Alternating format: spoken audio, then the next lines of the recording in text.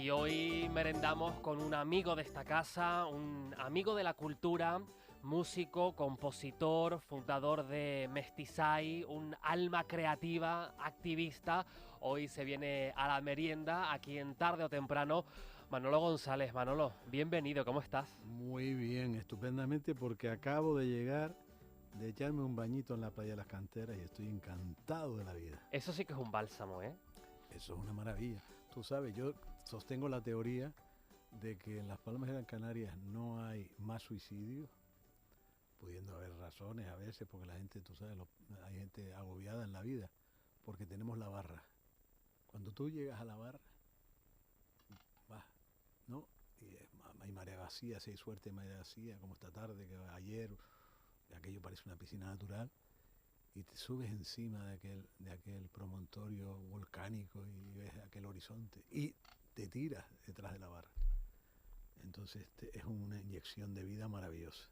Es un bálsamo, un antídoto, ¿no? Y la mejor receta natural, ¿no? Muchas veces. La mejor playa urbana del mundo. Podemos exagerar un poquito, nos lo van a permitir, quien la conoce. Eso tiene mucho del carácter isleño, del carácter de ese ser de aquí que muchas veces hablamos, el propio carácter geográfico en este caso, de las Palmas de Gran Canaria. Sí, y te voy a decir algo, tiene que ver con lo que vamos a hablar ahora, con el proyecto en el que estoy metido, con tantos buenos amigos y tanta gente talentosa. En realidad, la identidad, que es un problema que siempre preocupa en el sentido antropológico, en el sentido social del término, a propósito, entre otras cosas, de todo lo que está ocurriendo en el mundo. O sea, grandes migraciones que están ocurriendo y donde Canarias está en una frontera clarísima de intención y de vocación, de servicio a esas personas que huyen de países que están muy mal. La identidad, en primer lugar, lo que la marca es el territorio. Es la geografía, son las montañas, son nuestros barrancos, son nuestros bosques, nuestras playas. Eso es el primer asunto identitario. Ahora que se habla tanto de cuestiones, ¿no? En lo político, ¿no? Y ahora enseguida vamos a ir aterrizando, pero se habla tanto por ejemplo, de Cataluña, ¿no? Del País Vasco, de esos elementos que evidentemente configuran esa realidad de esos territorios. Hablábamos de los idiomas en el Congreso, y también se abría el debate de, oye, Canarias en todo esto, ¿cuál es esa identidad, ¿no? ¿Por dónde pasa la identidad de los canarios y de las Canarias? Tú además tienes mucho compromiso en esto, Manolo. Se habla también del concepto de canariedad, ¿no? Que también se ha rescatado o que se ha intentado revisar en los últimos años. ¿Qué papel juega todo esto a la hora de vernos nosotros en el mundo? A mí me preocupa mucho, Tomás, me vas a permitir un poquito de sinceridad en esto.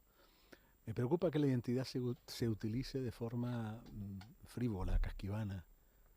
Por ejemplo, el concepto, a veces escucho y leo en titulares o incluso de gente que se manifiesta, es que tenemos que defender lo nuestro, entre comillas. Y a mí ese adjetivo me pone los pelos de punta, porque lo nuestro ya no es lo nuestro a lo que ellos se refieren de hace 40, 50, 70, 80 años. Lo nuestro es una diversidad, es una heterogeneidad ya social, antropológica, generacional. Canarias se tiene que construir en este nuevo tiempo de otra forma completamente diferente a lo que hemos ido sosteniendo como concepto de identidad. No digo que aquello no estuviera bien, que la carreta, que los bueyes, que las folías, que el timple, todo eso es muy bonito y está muy bien, hay que conservarlo. Pero hay otro mundo en estos momentos. Y ese otro mundo que además lo están dibujando la gente de tu generación, y no la mía, que nació en lo otro, tiene otra serie de colores, otra serie de circunstancias, algunas peligrosas, otras son motivadoras porque pueden plantear un futuro distinto. Ahora hay un gran debate que no está suficientemente explicado ante la ciudadanía, que es el debate que nace con el problema del cambio climático. La Estamos aparición, sufriendo los efectos tremendos. claro, la aparición en Canarias, un territorio finito, porque no es lo mismo un territorio en Mongolia que un territorio en una isla pequeña. La aparición como alternativas de todos los sistemas energía alternativos consumen territorio, en primer lugar. Y eso hay que hablarlo y hay que debatirlo. Las islas no se pueden llenar de torretas. Eso, eso sí que causa falta de identidad en el territorio. Las islas no pueden... La única institución que yo recuerdo ahora que ha salido diciendo no, afortunadamente han sido muy valientes, ha sido Lola García, la presidenta del Cabildo de Fuerteventura. No, no queremos que nuestro territorio sea invadido. Es verdad y es cierto que hay que combatir el cambio climático, pero hay que hacerlo con inteligencia, hay que hacerlo con consenso social, hay que hacerlo con conocimiento científico de lo que se está haciendo en otros campos, lo que no podemos permitir que las multinacionales entren en Canarias bajo el adjetivo de energías alternativas, consumiendo territorio. Hablamos, por ejemplo, del proyecto de Chirasoria en la isla de Gran Canaria. No quería salir con eso porque si no me van a, ya está dando la lata. Pero evidentemente el proyecto de Chirasoria es un ejemplo clarísimo de cómo se impone a la ciudadanía una, una, una, una opinión fundamentada sobre todo, es curioso, es algo que habrá que estudiar. Yo no sé si me atreveré en algún momento porque he estado cerca del proceso y de la gente que sigue combatiendo ese proyecto, ¿no? Pero tengo ganas de escribir algo, un libro posiblemente, sobre todo ese proceso que he vivido muy de cerca. Y ese proceso, en primer lugar, se basa, curiosamente, en el carisma de un presidente de un cabildo que se llama Antonio Morales. Básica y fundamentalmente. Razones científicas, razones económicas. Cuando uno empieza a estudiarlo siendo un lego y empiezan a explicarte personas que saben mucho de esto, el disparate que va a ser esa infraestructura en mitad de un barranco casi virgen de Gran Canaria, en un espacio que además tiene 5 zonas de protección reconocidas por la Unión Europea, uno se plantea realmente por qué. Y evidentemente ese proyecto jamás hubiera salido adelante si no hubiera habido ese liderazgo moral que se le supone a Morales. Y que a mí me parece muy bien, los liderazgos morales. Valga la redundancia, morales. Pero es que estamos hablando, volvemos a decir lo mismo, estamos hablando del consumo de un territorio virgen en una isla y con alternativas científicas, que las hay y se han explicado de la plataforma Chirasoria. Pero a veces esos liderazgos políticos, teniendo sobre todo el dinero público detrás, que ayuda mucho a convencer a las conciencias mediáticas, producen este tipo de fenómenos tan curiosos y tan obligados a esa posverdad. Manolo, ¿qué surge antes en ti? ¿Ese carácter activista o ese motor también cultural? ¿O van de la mano de forma inevitable a lo largo de todos los años? Te quiero decir una cosa, ¿eh? Esto es importante. No creo yo.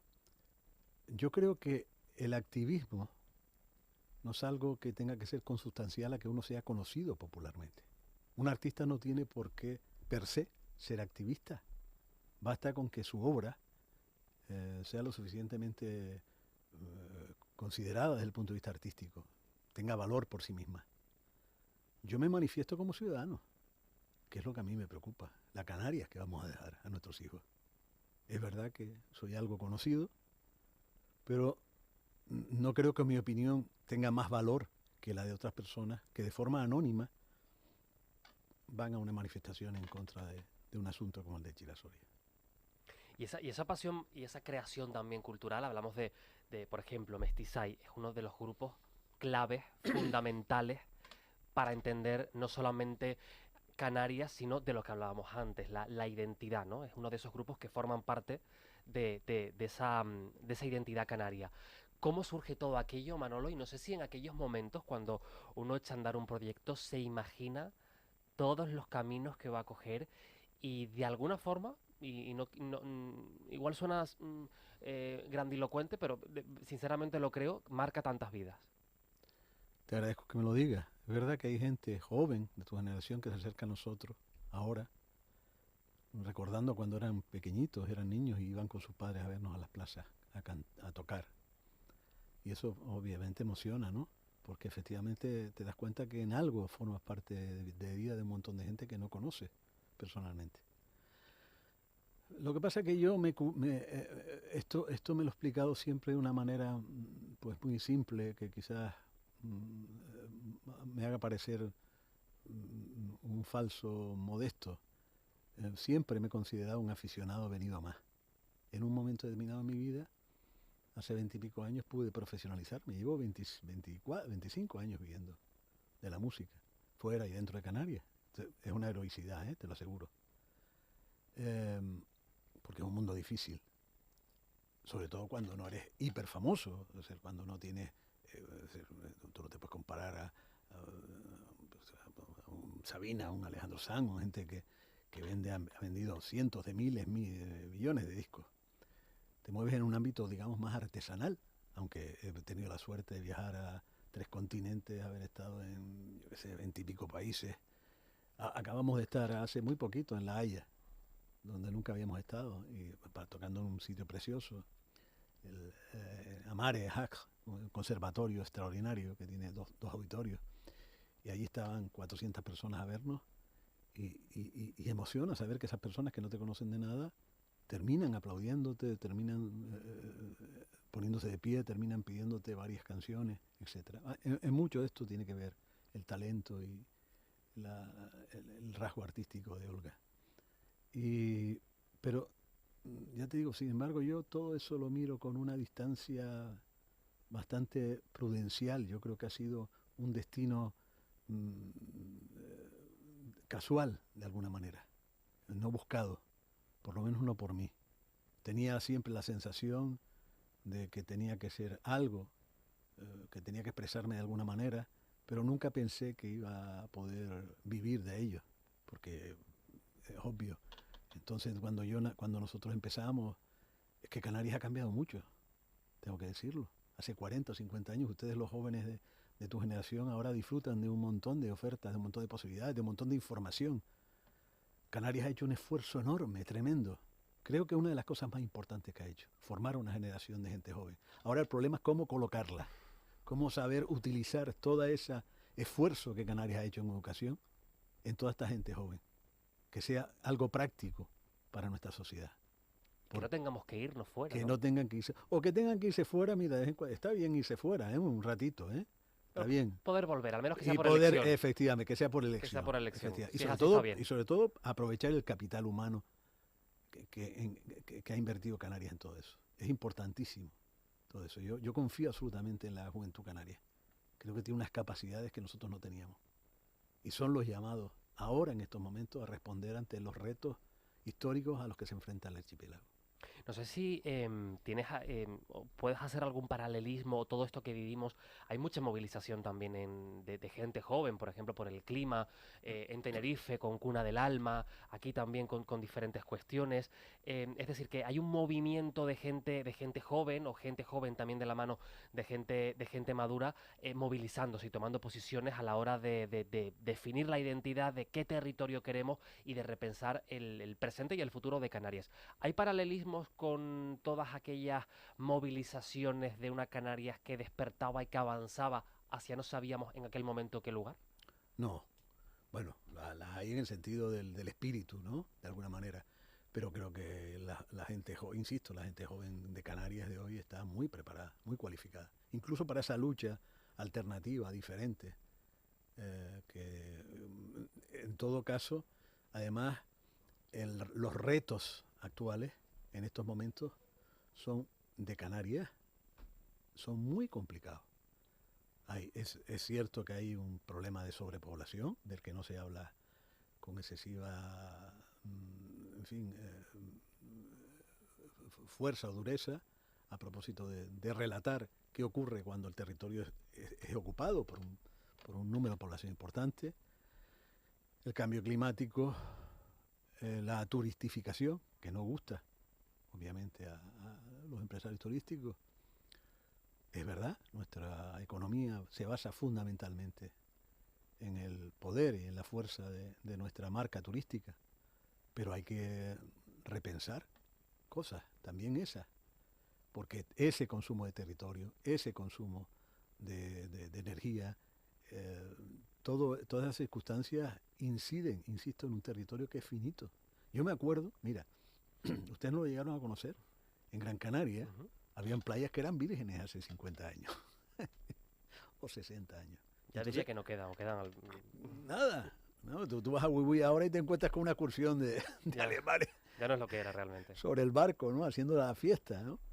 Entonces, no digo que eso esté mal o esté bien, digo decir que hay que buscar e intentar pensar en fórmulas por las que seamos capaces de, imaginativamente, de repensar el archipiélago como un espacio eh, maravilloso de medioambiental. Estamos hablando de cultura, de activismo también, de ese mundo, de esa Canaria, que es el lugar en el que, desde el que miramos el mundo al menos. Tú has viajado un montón también, Manolo, con diferentes proyectos, con Mestizaí sobre todo. ¿Cómo se nos percibe fuera también a nivel cultural, a nivel social también? Porque se dan muchos momentos de encuentro con artistas y con gente y con administraciones públicas. ¿Cómo se nos ve desde fuera? Bueno, en muchos sitios no nos conocen, no saben dónde estamos en el mapa, es lógico, Ujú. que nosotros somos, como decía Pepe Monaga, unas cagaditas de mosca en mitad del mapa. Eh, pero quien tiene la suerte de haber estado en Canarias, siendo extranjero, viviendo de fuera, reconoce, ¿no? Que esto es una sociedad pues muy agradable desde el punto de vista humano y también es un espacio de luz, es un territorio de encuentros. Ahí es donde está la clave fundamental de lo que puede ser Canarias, tanto mirándose a África, pero bueno, entonces se ha dicho mucho y se ha teorizado mucho sobre eso, ¿no? Y es real, o sea, somos un puente, no es un tópico, y lo que tenemos que poner esa idea, y en algunos sectores ya se ha puesto, estamos al lado del puerto, yo no sé la actividad diaria del puerto de Las Palmas y de la Luz, pero es evidente que es un puerto que es el principal del Atlántico Medio, que tiene unos recursos industriales, ¿no? Y de servicios espectaculares, pues eso es un esfuerzo económico, supongo que se ha hecho tanto desde la empresa privada como desde lo público, etcétera, desde la sociedad. El puerto empezó alimentando a, nuestra sociedad agrícola y ha terminado siendo un poder industrial y económico de servicios importantísimo, ¿no? Tenemos que sentirnos orgullosos de eso. Ujú. Son las 4:23. Yo te reconozco, Manolo, que siempre en casa se ha escuchado Mestizay. Yo que he crecido escuchando Mestizay. No sabía qué canción ponerte del grupo. Te he traído una que es de mis favoritas. ¿Mm? Y además creo que por el momento en el que vivimos, esta canción también dice mucho y es aplicable a muchas circunstancias. Em,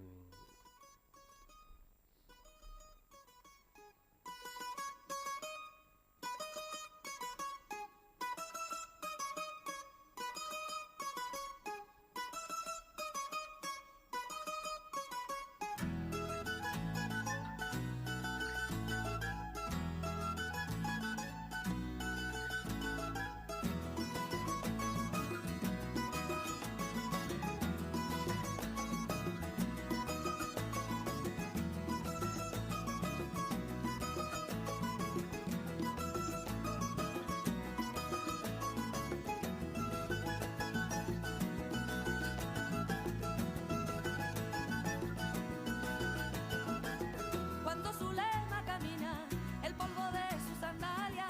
Cuando Zulema camina, el polvo de sus sandalias. Levanta el siroco isleño desde su casa, mi casa. Levanta el siroco isleño desde su alma, mi alma. Es la nube volandera que llega hasta las Canarias. Es la nube volandera que llega hasta las Canarias. Es la triste mensajera del destierro que la embarga. Es la triste mensajera de las penas de su alma. En el cielo la luna enamora una estrella. Sueña su lema, sueña que aquella luna que besa su cara besa la tierra donde naciera. Cuando Zulema amasa el pan, Va floreciendo la libertad. cuando una de las canciones míticas de Mestizay, de las que marcan la historia del grupo de Mestizay, Manolo. ¿Qué te sigue inspirando a la hora de componer, a la hora de escribir historias y de que sé que uno no lo piensa inicialmente, pero cuando después lo ve con el paso del tiempo, cuando hay canciones que trascienden, ¿no? Cuando te haces mayor, yo tengo voy a cumplir 62 años, te tengo que reconocer que, por lo menos yo, que he sido un modesto artesano de la composición, las ideas van menguando. Esta canción la escribí cuando tenía 30 años, una persona joven, con toda la vida por delante. Es una canción, a pesar de que narra una historia triste, es una canción optimista, ¿no? Por eso yo creo que también le gusta tanto a la gente. Quizás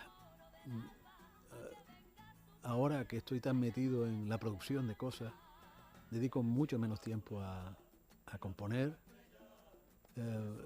para poder, digamos, tener una vida digna. Después de la aparición de lo internautico, de lo digital, nosotros vivimos toda esa época.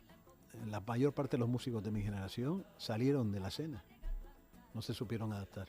Nosotros tuvimos no sé si la suerte o el modesto talento de entender que teníamos que autoproducirnos. Habíamos estado en multinacionales, en fin, llevamos años viviendo en Madrid, entonces, estoy hablando principio de los años 2000, que fue cuando este proceso se disparó. Y cambiaron mucho las tornas. Por ejemplo, yo me acuerdo, yo viví durante varios años de mis derechos de autor, con cierta comodidad económica. Todo eso, con la circunstancia de la aparición del nuevo concepto de industria musical, cambió sustancialmente. Y ahora el mundo es diferente. Ahora cualquier chico, lo vemos en fenómenos como el afortunado Quevedo, pues puede convertirse en un fenómeno planetario, sin necesidad de pasar por los filtros que antes pasábamos. Ahora hay otros filtros. En casi minutos, ¿no? En cuestión de horas. Sí, efectivamente. Desgraciadamente es una fama en general, ojalá no le ocurra a él, sino que continúe con muchos años, muy efímera en general, porque esos procesos de construcción de todo eso, de todos esos materiales musicales, de todas las creaciones musicales, son muy efímeras. El mercado está construido ahora para que tú consumas e inmediatamente lo botes a la basura, lo que acabas de escuchar hace 4 días. Antes no era así. Antes nosotros comprábamos un disco, lo íbamos a buscar a cualquier lado, lo pedíamos por correo, era un hallazgo. Ya no te digo grabar un disco en Canarias, hace 50 años, 40 años. El primer disco que yo grabé en Canarias, que me gustaría olvidarlo. ¿Por qué? ¿Por qué? Porque todo lo que se hace por primera vez y mucho conocimiento no merece ser recordado, inevitablemente no debe ser muy bueno. Pero era ingenuo en todo caso. Pero los másteres, el producto final, digamos, para que lo entiendan nuestros oyentes, lo que se escucha al final, lo que se lleva a la fábrica para imprimir aquellos discos de pasta, los cortes de edición se hacían con tijeras, ¿vale? Y se pegaba con cinta celo, cuando se podía hacer, ¿vale? Cuando había un hueco en una grabación, pues aquí vamos a cortar, pumpa, y pegaba.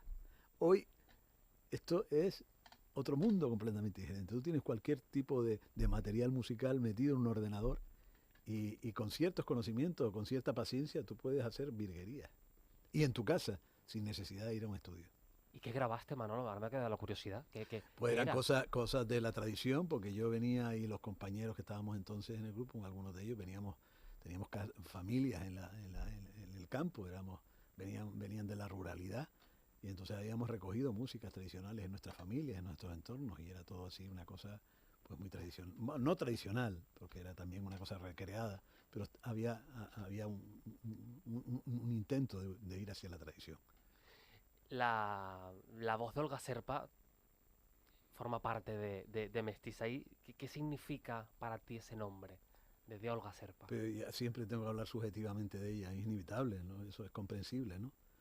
Mira, yo he trabajado con mucha gente. Yo no sé si hay algún músico en Canarias, seguro que ahora sí, pero durante años yo he trabajado con muchísimos músicos de Canarias, con muchísimos cantantes, con gente, y por supuesto con gente de fuera, mucha también, en España y fuera de España. Y tengo creo que un conocimiento más o menos exacto de cómo respira el talento. y cómo se manifiesta el talento en un cantante, en un músico, en un intérprete. Mi único talento en realidad ha sido ese, saber dónde estaba el talento de los demás para aprovecharme en el buen sentido de la palabra de él. Olga para mí es una belleza, es un suceso, ¿sabes? Musical y artístico. Olga es una gran cantante, es una mujer que encima del escenario, donde la ponga, en Nueva York, en Alemania, aquí, fuera, donde tú quieras, en Sudamérica, es una mujer que llega, siempre llega, aunque no la conozcas, llega al corazón de la gente de forma inmediata, porque ella ha nacido para eso, vive para cantar. Su necesidad es una necesidad pasional, espiritual, y obviamente yo la admiro muchísimo, la quiero mucho, la intento cuidar, incluso de mí mismo a veces. No sé si he podido ser capaz de ayudarla a todo lo que ella necesitaba para que el mundo, parte del mundo, la conociera. Pero no me arrepiento en absoluto, nada, ni un segundo de mi vida en haber dedicado todos esos esfuerzos que he intentado y he procurado dedicar para que su voz sea la voz de muchos. Y la riqueza también, Manolo, de Mestizay y de Olga en estos últimos tiempos, además, con ese viaje sonoro que han hecho, porque lo mismo y con la misma calidad y magnetismo una folía que un fado o que una tonada del psiquitraque.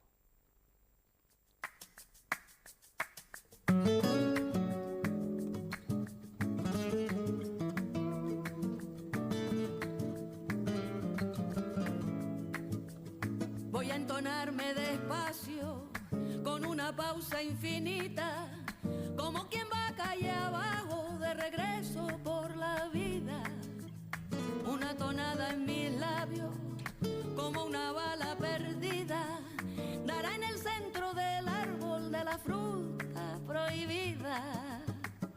Suena la marúa como un psiquitraque, moja tu cabeza con agua bendita, juega al escondite con el ñique-ñaque, cuídate del diablo que te necesita. Suena la marúa como un psiquitraque, moja tu cabeza con agua bendita, juega al escondite con el ñique-ñaque. Y ahora, Manolo, inmersos en Canarí, País Adentro, que va a ver la luz, un estreno absoluto a mediados de noviembre en el Teatro Cuyás de Las Palmas de Gran Canaria.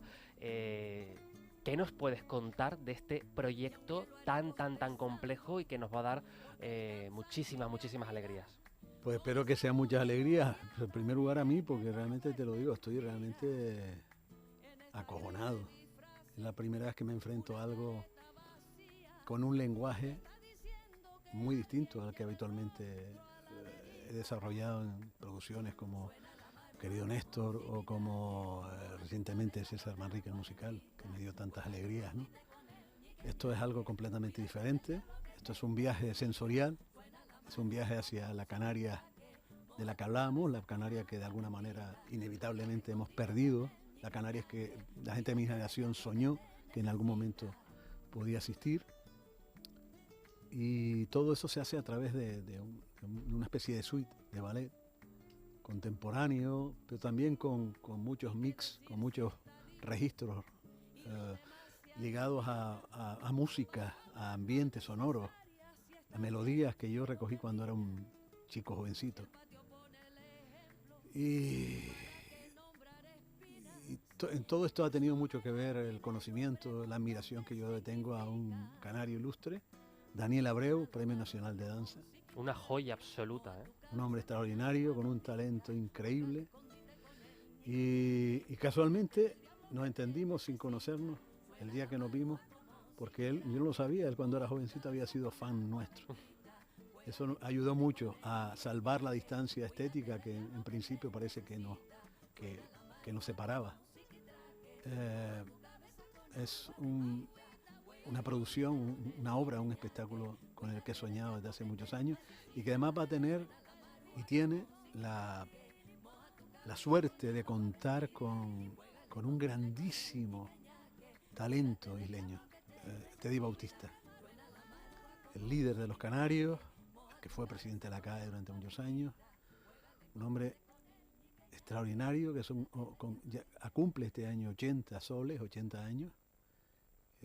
Lo he puesto en un laboratorio de ideas musicales a trabajar junto con Irai Afonso, habitual de nuestra banda, un niño extraordinario también con un talento muy especial. Ahora está de gira por Europa con una intérprete chilena, y de ahí ha salido una especie de suite, un relato musical adornado, como te digo, con otras cosas que vienen del pasado, pero que están misturadas en ese mundo musical que ellos han creado. Y no sé, con 6 bailarines, con 4 músicos, proyecciones, con en fin, un mundo de estética sonora y visual muy especial, con un vestuario bellísimo hecho por otra canaria, Yaisa Pinillos, habitual del Ballet Nacional de España. Yo espero que todo ese esfuerzo, que ese sueño de tantos años en los que yo he tenido en la cabeza la idea de cómo organizar coreográficamente ese espacio espiritual que para mí era Canarias, pueda tener sentido, y que todo esta confianza que han tenido instituciones y empresas, amigos con nosotros para ayudarnos a montar esto tenga sentido. ¿Hay fecha para ese estreno? 17 de noviembre en el Teatro Cuyas de Las Palmas, están las entradas ya a la venta, estaremos ahí 3 días. Y luego la idea es que ruede por Canarias. La idea el año que viene es rodar en Canarias, en la península, y en 2 años estar en Europa. De ahí va a salir también un disco libro con colaboraciones de 12 o 14 músicos europeos o que viven en Europa, y un documental que también estamos empezando a diseñar. Un documental, un audiovisual que pretende ser muy, muy potente también. Las ideas en ebullición, y además cuando los talentos se dan la mano, ¿no, Manolo? Que esto, tú que llevas toda la vida en el mundo del arte, de la creación también, cuando convergen diferentes talentos, diferentes generaciones, y sale algo así en el que dices, estamos empastados, casi que un milagro, ¿no? Y un regalo también. El mundo se ha abierto. Ahora la actitud colaborativa se entiende absolutamente necesaria en cualquier campo de acción profesional, también en el arte. Pero no hay que olvidar una cosa. Todo lo que te cuento tiene relación con lo simbólico. Canarias es una propuesta simbólica. Y ahí es donde el arte nace más puro, más natural, donde se explica naturalmente, en lo simbólico. De todas las canciones que tiene Mestizay, ¿tienes alguna que tú digas, esta le tengo especial cariño, me gusta especialmente? ¿Sabes qué pasa? Cuando uno escribe una canción y la canción, las populares o las más populares de tu repertorio, las conoce la gente, las canta, tienes la suerte de que se radíen alguna vez, de que llegue a tu casa un cheque de la Sociedad de Autores, porque ha sido escuchada y ha sido radiada. Esas canciones, siendo algunas de ellas a lo mejor canciones lindas o canciones que merecen cierto recuerdo a uno, te dejan de pertenecer. La canción que sigue siendo tuya y que quieres más es aquella que no ha tenido la suerte de encontrar el eco del público. Esa siempre, la huérfana, es la canción que por lo menos a mí me va a gustar más siempre. ¿Sabes una que le gusta mucho también al equipo de Canarias Radio? No. Esta. Ah, claro.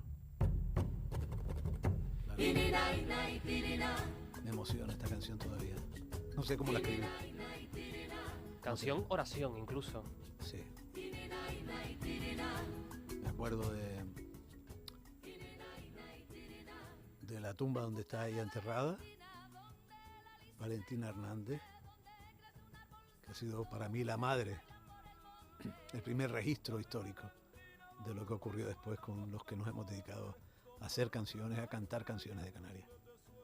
Ella está enterrada en el pueblito, en Sabinosa, de donde ella era, invito a todos aquellos espectadores que algún día vayan a Hierro, que vayan a verla, a ver su tumba, porque es muy hermoso donde está. Está debajo de una loma, de una especie de pequeño sí, de loma llena de lava. Y ahí nace el cementerio y su tumba está, nada más entras a la derecha, está enterrada junto con uno de sus nietos, creo, recordar. Y si te pones delante de aquel pequeño cementerio, el cementerio pintadito de blanco, muy bonito, muy de pueblo, ves aquel mar, aquel horizonte enorme que baja y la isla se pierde hacia el pozo de Sabinosa, donde ella ejerció tantos años como hostelera, ¿no? Aprovisionadora de aquellas aguas milagrosas que eran las del pozo entonces. Para mí esta canción es un lujo escucharla todavía, sentirla, me emociona cada vez que la escucho. Me hace sentir que mi vida, mi modesta vida de autor, ha tenido algún sentido. Manolo González, gracias por tu generosidad y por llevarnos siempre país afuera y también país adentro. Gracias. A ti, Tomás, un abrazo grande. En busca de Valentía.